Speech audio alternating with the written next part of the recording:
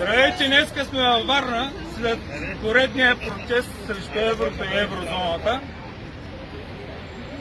Варненци са излязли наред с цялата държава да кажат, че не искат да бъдат в гръцкия сценарий. Искаме да питаме Европейския съюз, готови ли са да поемат всички негативи от България?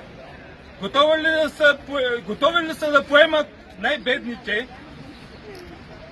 в Европейския съюз? Готови ли са да поемат най-беззаконните?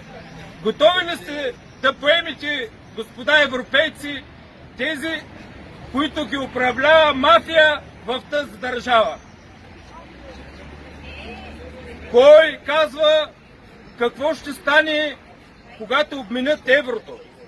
Кой казва колко към колко ще бъде обменено? Естествено, че Европейската централна банка.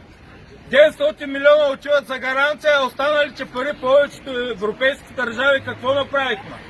Направиха така, че погасиха външния си дълг.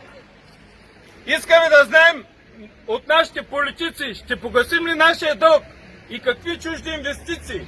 Чуждите инвестиции ще достигнат ли до обикновения човек? Чуждите инвестиции ще оправят ли нашето здравеопазване? Ще вдигнат ли пенсиите на нашите майки и бащи? И ще спрат ли тормоз